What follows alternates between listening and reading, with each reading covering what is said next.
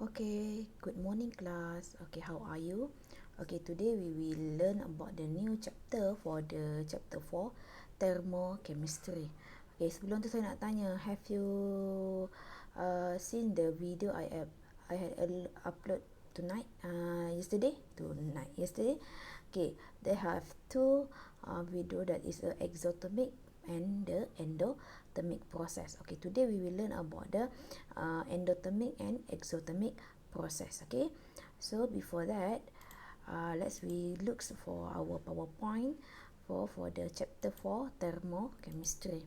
Okay, the energy change in a chemical reaction. Okay, that is based on the law of conservation of energy. Dalam bahasa Melayunya, prinsip keabadian tenaga. Okay, which one states the energy may neither be created or destroyed. Okay, tenaga itu boleh dibina, boleh dicipta ataupun dimusnahkan. However, energy can be changed from one form to another. Dia boleh berubah daripada satu bentuk ke bentuk yang lain. The unit used in measuring energy is joule ataupun 1 kilojoule is equal to 1000 joule. So here we will learn about the thermochemistry.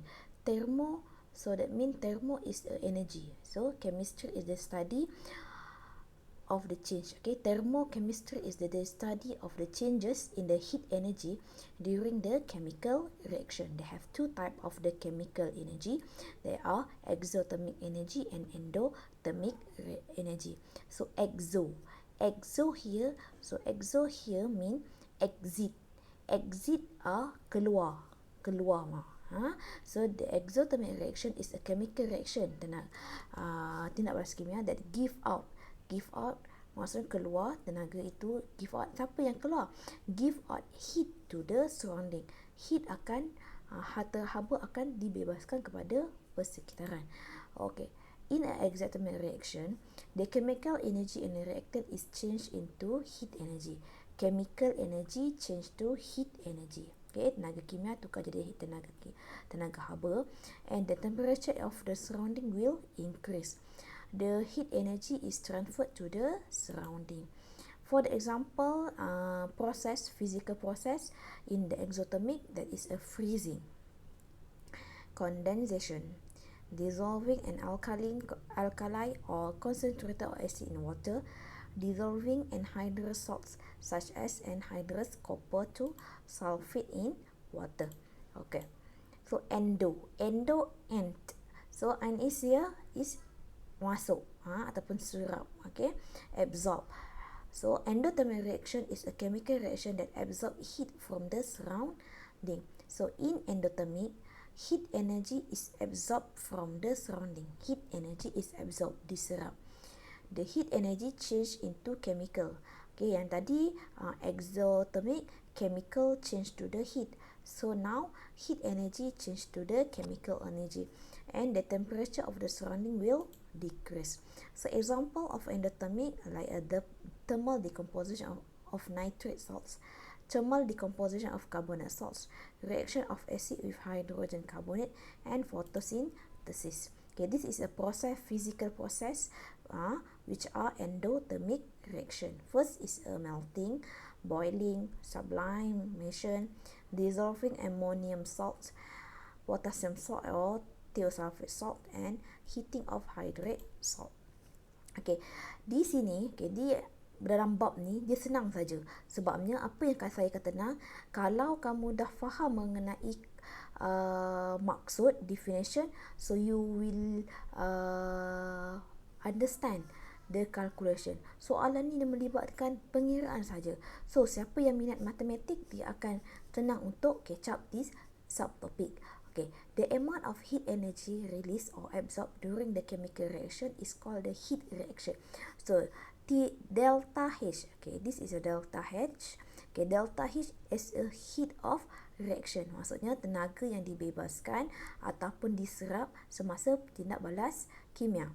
Apa maksud delta H ni? So the total energy content of the product minus the total energy content of the reactant. Okay, nanti kita tengok. Okay, this is the energy level diagram. You must know this. Okay, you must know how to draw the energy level diagram. So for the exothermic, the energy in a reactant is higher than the products. So the delta H, the heat energy change is negative. But for the endothermic, the heat before that's mean the reactant is low than the products. So the product is high than the reactant. There are the delta H will positive. So this is a negative. So this is a positive. Okay, also here, tadi kita gunakan istilah enthalpy. Okay, enthalpy is the energy. So here you must follow the textbook. We use a energy. The textbook here use a energy. So kamu lukiskan dia punya error here and here arrow 1 here. So di sini buatkan dia punya, tak payah buat bond macam ni pun tak apa. You just write H2. Okay, tambah H. Okay, exothermic, that is a negative here. Endothermic is a positive. Di sini, okay, saya nak ingatkan ya, positive, the sign of positive or negative must be write down. Okay, if you not write down, that is wrong. So walaupun jawapan kamu di sini betul, tapi kalau kamu tidak membuat positif ataupun tak ada negatif dan unit kilojoule per mol pun salah. Salah. Okay, saya ingatkan kamu di sini. Tapi kalau physical state ni tak payah pun tak apa. Physical state tak payah. Okay. So the delta H, the heat change, okay. The heat of the reaction, delta H, is the heat change when the number of mole reactant as shown in the chemical equation react in a standard condition to form a product in a standard condition. So maksud di sini, if the delta H, the product is higher than the reactant, so that is a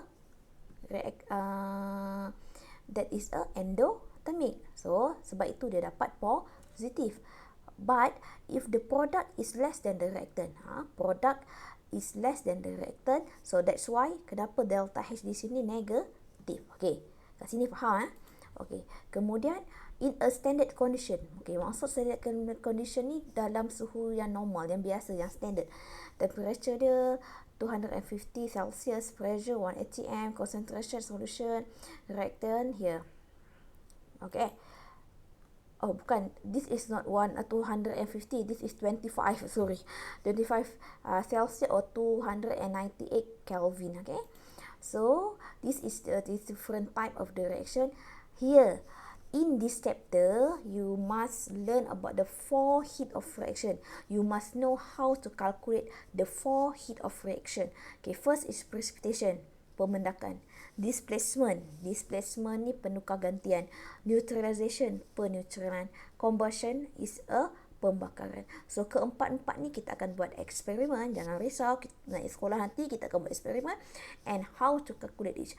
Yang ini semua keempat-empat ni kalau kamu dah faham satu untuk calculation, so all this you must understand. So untuk chapter ni sila sediakan calculator. Sediakan calculator untuk kita buat latihan. Okay. So the heat change here, that is a delta H. So delta H here is equal to MC theta. Ini adalah formula. So heat change is equal to MC theta, where the M is the mass of solution in gram, must be in gram. C is a specific heat. Okay, specific heat capacity of the solution selalu dia akan bagi. Selalunya dia adalah 4.2 joule per gram per Celsius. Okay, theta, this is temperature change. Okay, kita akan tengok. So di sini temperature change tak perlu kamu, kalau kamu dapat negatif, the product minus with the reactant, you got the negative. So here tak perlu kamu letak negatif. At the end of the calculation must be. Okay. Dan dekat sini saya nak ingatkan kamu bahawa chapter ni memang sangat mudah untuk pelajar ingat. Okay, kenapa saya kata chapter ni sangat pelajar ingat? Sebab dia have a lot of the calculation. Okay, if you understand the calculation, you tu tak ada masalah untuk kamu. Okay, so dalam thermochemistry ini dalam buku teks ya. Okay, dalam buku teks tadi kita belajar mengenai maksud Okay, kat sini buatkan nota untuk maksud thermochemistry and the exothermic reaction give out. Okay, endothermic reaction, that is absorb. So the heat energy ini pun kena lukis. Okay, setiap itu kamu kena tulis dan lukiskan kedua-dua untuk energy level diagram. Di sini kena faham bagaimana nak tulis.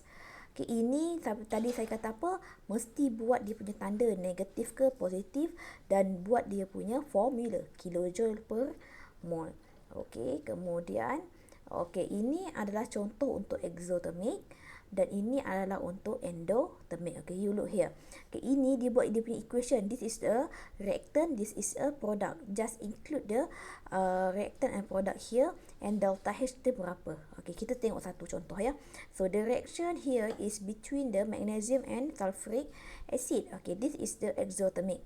So during the temperature of the mixture is increased. Okay, di sini kamu boleh highlight temperature dia akan bertambah. So the total energy. Okay, temperature increase ni. Okay, temperature increase ni that mean that is a theta. Yang theta tadi MC delta H equal to MC theta. Okay, theta ni temperature dia punya perubahan haba tenaga ataupun dia punya suhu. Okay, the total energy of 1 mole of magnesium and 1 mole of sulfuric acid is more than. So nampak dia lagi tinggi ya. Sini ya, lagi tinggi. Okay, then the 1 mole of the magnesium sulfate and hydrogen gas. So this is 467 when 1 mole of the magnesium react with 1 mole of sulfuric acid to form 1 mole. So 1 mole of hydrogen gas. So 467 kilojoule of heat is produced. So 467 kilo. Apa formula ini? Formula dia. So formula dia adalah kilojoule per mole dalam 1 mole.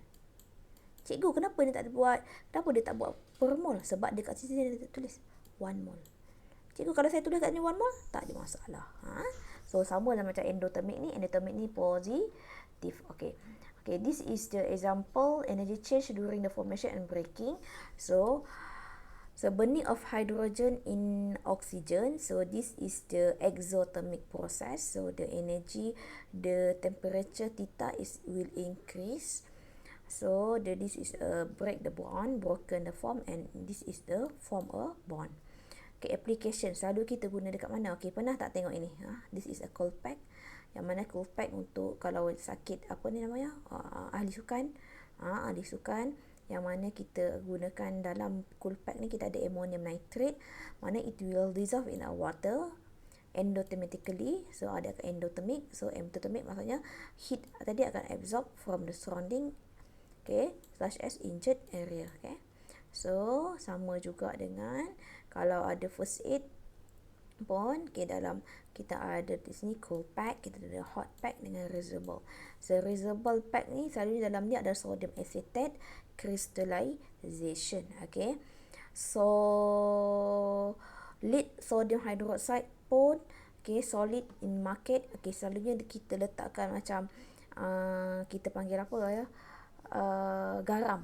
Garam yang mana bukan garam, this is alkali. Dia macam satu bahan untuk memastikan apa namanya, kamu punya bahan mentah tu sentiasa segar.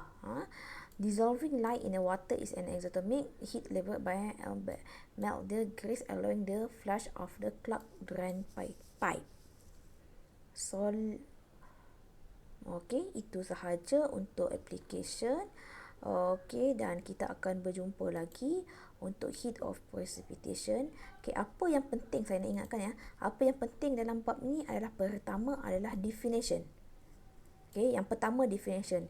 Yang kedua nanti kita akan tengok dia punya calculation. So kita akan pergi one by one untuk calculation dekat sini. Okay, dan di sini dia punya cara. Okay, yang ini dia nak cari theta. Dekat sini dia nak cari heat of precipitation. Okay, contoh yang satu lah. Okay, so kita jumpa lagi untuk lain chapter. Okay, see you.